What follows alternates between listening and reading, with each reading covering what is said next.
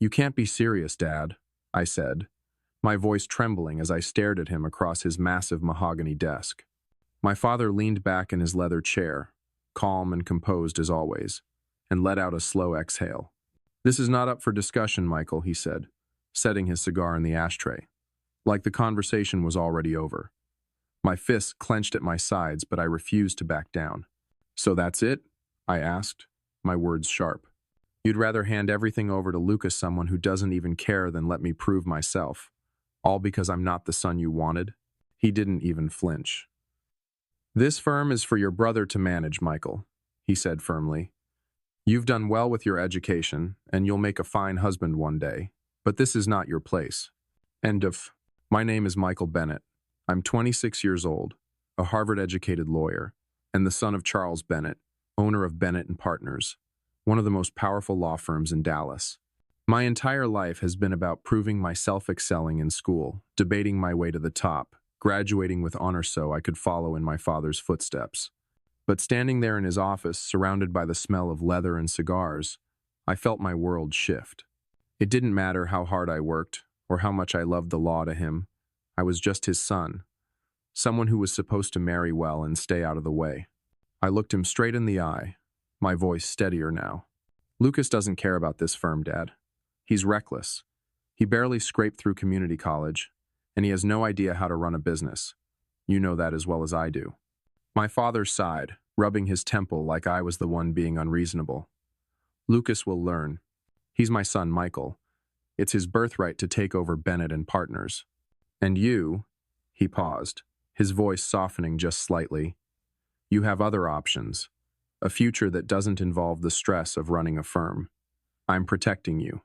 I felt a bitter laugh escape my lips. Protecting me? I said, shaking my head. You're not protecting me, Dad. You're holding me back. I've earned this. I've worked harder than anyone, including Lucas, and you know it. But you won't even give me a chance, because you're too stuck in your ways to see what I'm capable of. His expression hardened, and I knew I'd pushed too far. That's enough, Michael, he said, his voice sharp. We're done here. I stormed out of his office, my dress shoes echoing through the marble halls of our family's estate. My mother was in the parlor, quietly arranging flowers in a vase. She looked up as I passed, her expression soft but tired. Michael, she said gently, what happened? I stopped, turning to her with a mix of frustration and desperation. He won't let me work at the firm, I said, my voice breaking. He's handing everything over to Lucas, and he expects me to smile and accept it. She sighed, her hands stilling over the flowers. Your father, he has his ways, she said, her tone hesitant. But maybe it's best not to push him, dear. He means well. I stared at her, stunned. Means well, I repeated. Mom, he's throwing away everything I've worked for because I'm not his ideal heir. How can you stand there and defend that? She lowered her gaze, and I could see the years of quiet submission etched into her face. I just don't want to see you hurt, Michael, she said softly. Sometimes it's easier to let things be. Her words hung in the air, and I realized in that moment that I was on my own. That night, as I lay in bed, staring at the ceiling, the weight of my father's words pressed down on me. I thought about everything I'd done to get to this point, late nights poring over case law, the endless debates at Harvard, the sacrifices I'd made to live up to the Bennett name. And for what? To be told I didn't belong, that my only value was to marry into another powerful family? The thought made my stomach turn. The next morning, I was halfway through packing my suitcase when the door to my bedroom creaked open. My mother, Grace, stood there, her face pale and confused. Michael, what are you doing? She asked, her voice laced with worry. Before I could answer, my father, Charles, appeared behind her, his brows furrowed in irritation. What's all this? He demanded, stepping into the room. Where do you think you're going? Lucas showed up last, leaning casually against the doorframe, still in his robe. Packing for a vacation, bro? He asked with a smirk. I snapped the suitcase shut and stood tall, facing them all. I'm leaving, I said simply. Since I'm not welcome at the firm and apparently don't belong in this family's plans, I'm going to find a place where I do. My father's face darkened, and my mother clutched her pearls, looking like she was about to cry. Michael, she said softly, don't do this. Let's talk about it. But I shook my head, my resolve unshaken. There's nothing to talk about. You've all made your priorities clear. My father's jaw tightened, and he stepped closer. Don't be ridiculous, Michael, he said, his tone cold and dismissive. This is your home. Where else would you go? And for what? To make some sort of point. I met his gaze without flinching. Yes, Dad, I said firmly. To make a point that I'm worth more than being pushed aside for someone who hasn't earned a damn thing. You made it clear last night that I have no place in your firm, so I'll find a firm that values what I bring to the table. Lucas let out a low chuckle, shaking his head. You're really making a big deal out of nothing, Mike, he said, crossing his arms. You're throwing a tantrum just because Dad isn't handing you the keys to the kingdom. His smug tone pushed me over the edge. This isn't a tantrum, Lucas, I snapped. It's me taking control of my life, something you've never had to do because everything's been handed to you. My father raised a hand, silencing us both. Enough, he said sternly. Michael, you're not leaving. You belong here with your family. I shook my head, picking up my suitcase. No, Dad. I belong somewhere I'm valued, and clearly, that's not here. I walked past them, my suitcase rolling behind me as I made my way down the grand staircase. My mother followed, her voice trembling. Michael, please don't go, she said softly. We can figure this out as a family. I stopped at the base of the stairs and turned to look at her, the woman who had spent her life swallowing her own voice to keep the peace. Mom, I said gently, I love you, but I can't keep pretending that things will change if I stay. They won't. My father stood at the top of the stairs, watching silently, his face unreadable. Lucas leaned against the banister, clearly unfazed, like my departure meant nothing. I opened the front door and turned back one last time. When you're ready to treat me like more than just a son who needs to marry well, you know where to find me, I said, my voice calm but firm. Then I walked out, the crisp morning air hitting my face as I closed the door behind me. For the first time in my life, I felt truly free. I didn't look back. After leaving that house, within days, I secured an interview at one of the most respected law firms in Dallas. They didn't care that I was a Benetall. They cared about were my credentials and my drive. When I walked into that office, I wasn't Charles Bennett's son. I was Michael Bennett, Harvard graduate and determined attorney. By the end of the week, they offered me a position, and for the first time, I felt like I belonged somewhere for what I could do, not for who I was. The work was challenging but rewarding, and I thrived in an environment where I wasn't constantly being compared to someone else. My new boss, a sharp and modern man named David Sullivan, took me under his wing. He valued my insight and pushed me to take on more responsibility. Within a few months, I was handling high-profile cases and earning the respect of my colleagues. It wasn't the life I had envisioned for myself growing up, but it was mine, and that made all the difference. As much as I was thriving professionally, the nights were harder. Cutting ties with my family wasn't easy, no matter how justified it felt. There were moments, quiet ones, like coming home to an empty apartment after a long day when the weight of it all would hit me. I missed my mother's gentle presence, even if she never stood up for me. I even missed the chaos Lucas brought to the house, as infuriating as he was. But what hurt the most was knowing my father didn't think twice about letting me go. Months passed, and I poured everything I had into my work. The cases were demanding, often leaving me in the office late into the night, but I thrived under the pressure. With each victory, my confidence grew. I wasn't just a lawyer anymore. I was a force to be reckoned with. David Sullivan, my boss, started assigning me to more high-stakes cases, and soon I was gaining a reputation as one of the firm's rising stars. The growth wasn't just professional, it was personal too. I learned to stand on my own, to make decisions without worrying about whether they would please my father or fit into the mold my family had crafted for me. Every step forward felt like proof that I was more than they had ever given me credit for. I wasn't just Charles Bennett's son, I was Michael Bennett, and I was making a name for myself on my own terms. One afternoon, David called me into his office. It was spacious but unpretentious, a reflection of the man himself. He gestured for me to take a seat and leaned back in his chair, his piercing blue eyes studying me intently. "Michael," he began, his tone measured, "I have a case I think you're ready for. It's high stakes, complicated, and it's going to put you in the spotlight." I nodded, intrigued. "What's the case?" I asked, leaning forward slightly. He hesitated for a moment, then continued. "We're representing a client in a major litigation against Bennett and Partners. They're suing your father's firm for negligence in a contract dispute. The stakes are enormous, and the case is gaining attention." He paused, watching my reaction closely. The words hit me like a ton of bricks. My stomach tightened, and for a moment, I couldn't speak. "You want me to represent someone suing my father's firm?" I finally said, my voice steadier than I felt. David nodded. "I know it's personal, Michael, but that's exactly why I want you on this. You know how Bennett and Partners operates, and you're one of the sharpest lawyers we have. If anyone can win this case, it's you." I took a deep breath, trying to process what he was asking. "David," I said slowly, "you realize what this could mean for me, personally and professionally.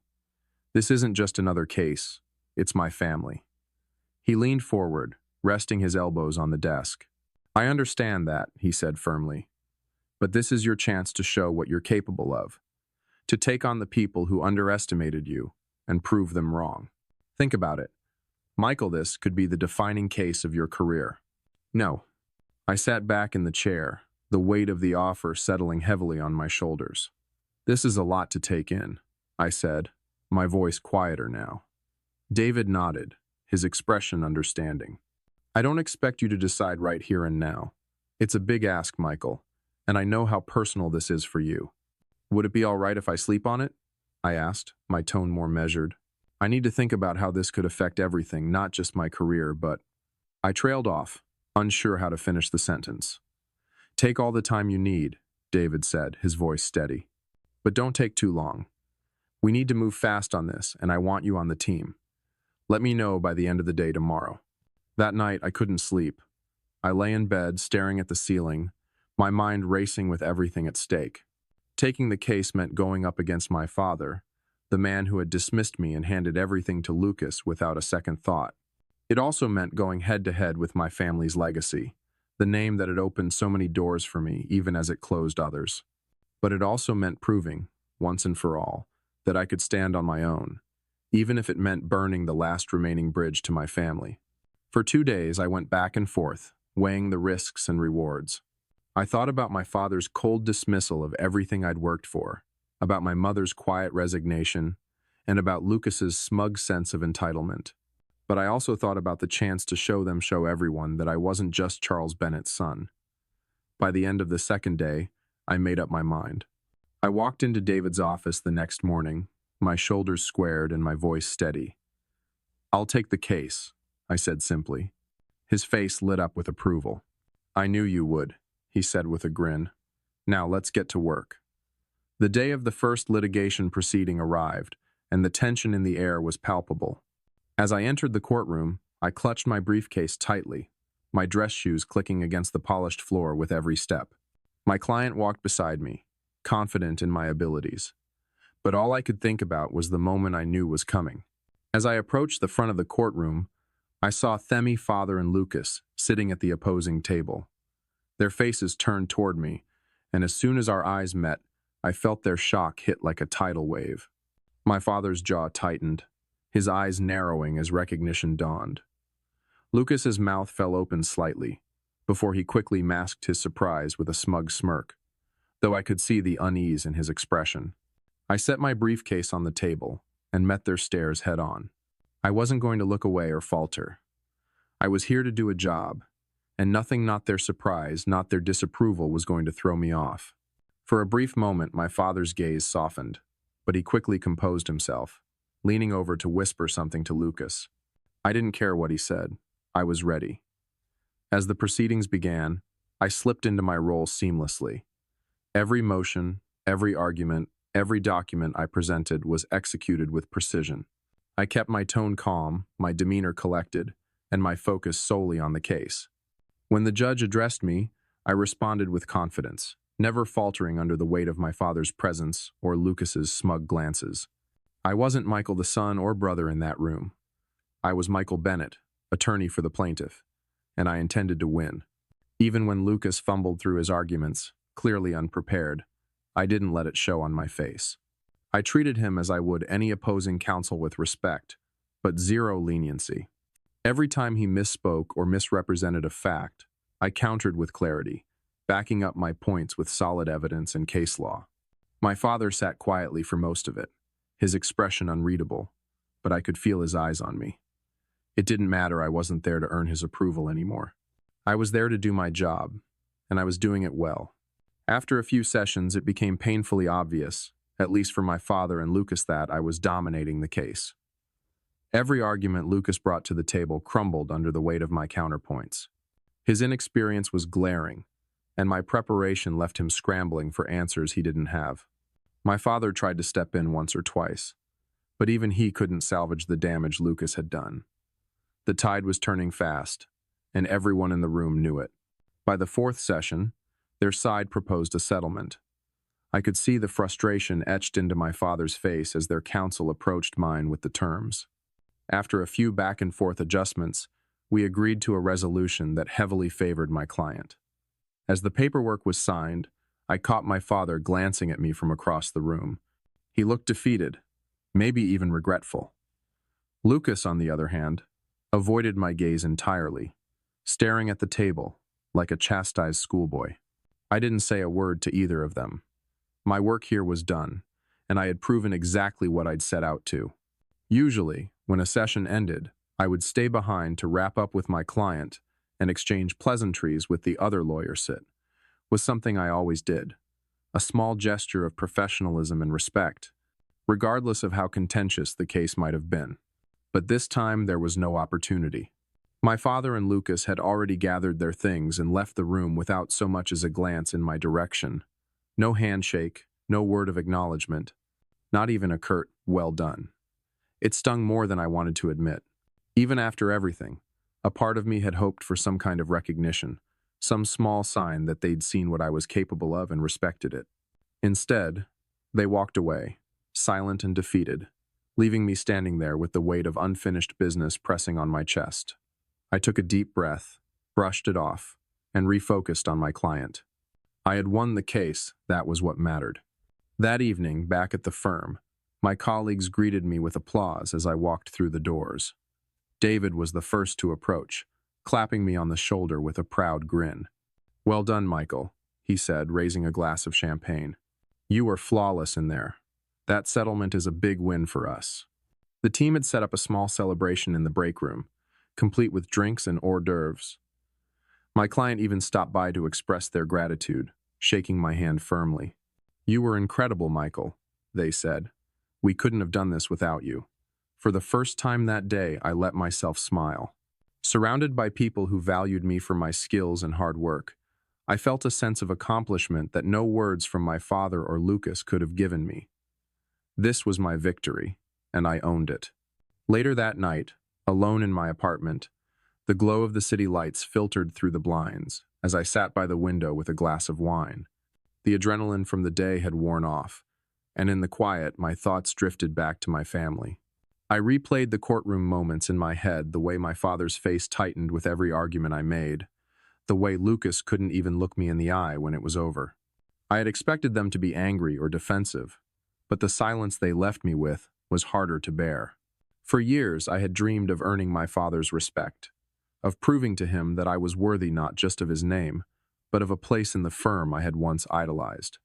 And now, even after winning a case against them, I wasn't sure what I had achieved. Did they finally see me for who I was, or was I just a reminder of their failure? The questions lingered, unanswered, as I stared out at the Dallas skyline, wondering if the ties I'd cut could ever truly be mended.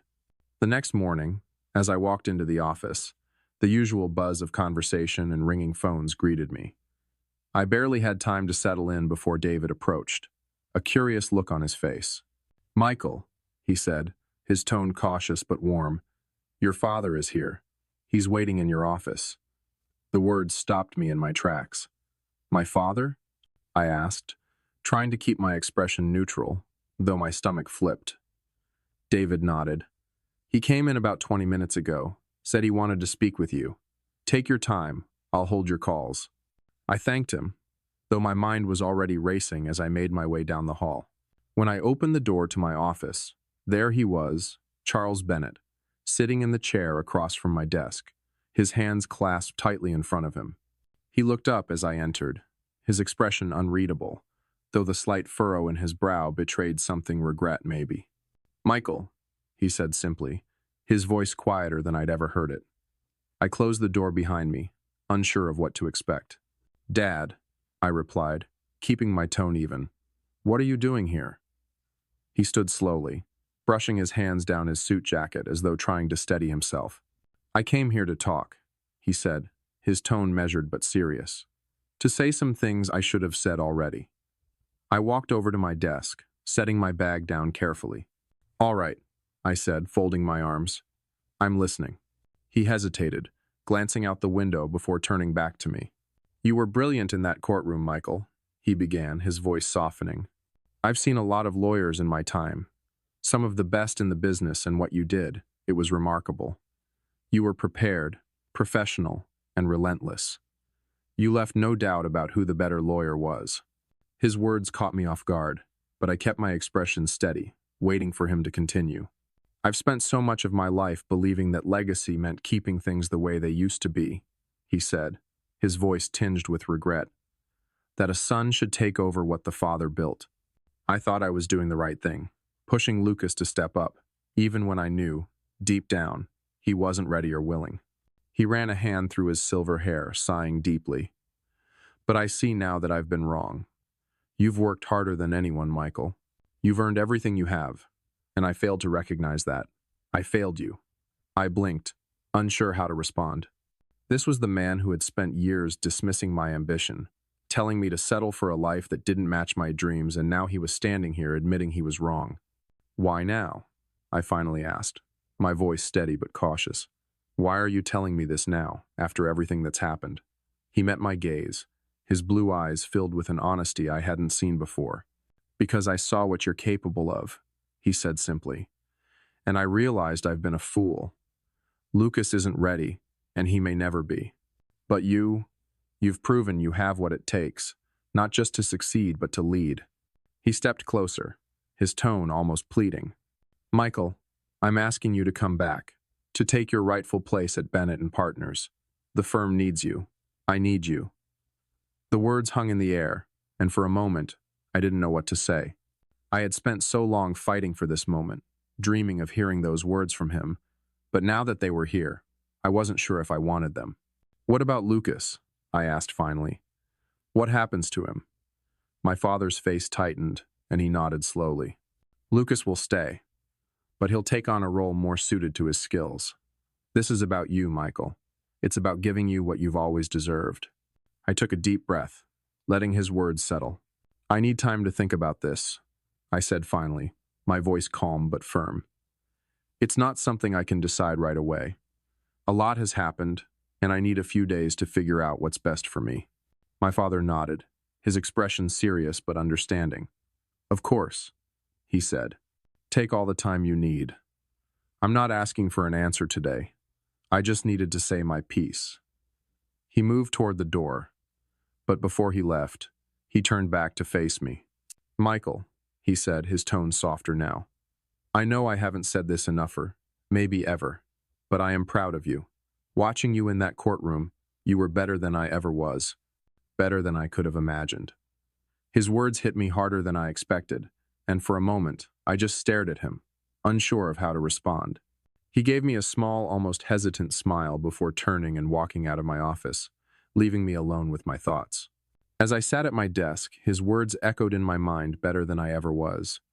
For so long, I had fought to prove myself to him, to show that I was capable, strong, and deserving of respect. And now, hearing those words, I felt a surge of pride that I couldn't ignore. This wasn't just about him anymore. I was proud of myself for standing my ground, for thriving on my own, and for showing the world and my father exactly what I was capable of. Now, it's late at night, and I'm lying in bed, staring at the ceiling, thinking about what to do. My father's offer is everything I've worked for, everything I thought I wanted. But going back would mean stepping into a world where I was once dismissed, where I'd have to navigate the shadows of old wounds and fractured trust. It would mean working alongside Lucas, knowing how little he valued what we both stand to represent. And yet, staying where I am has its own challenges. This firm has been good to me, and I've grown here in ways I never imagined. But it's not my legacy. It's not Bennett and Partners, the place I dreamed of running since I was a young boy. If I go back, I'd have a chance to shape that legacy on my terms, to prove that the name belongs to me just as much as anyone else. I haven't made up my mind yet. The choice feels impossible, and the weight of it keeps me awake. But maybe you can help. What would you do in my situation? Please share your thoughts in the comments. I'd love to hear your perspective. Hey there, did you like the story? If you did, don't forget to hit the like button and subscribe to the channel. It helps us a lot. And make sure you won't miss out on more great stories we share here. Thank you for watching, and we'll see you in the next one.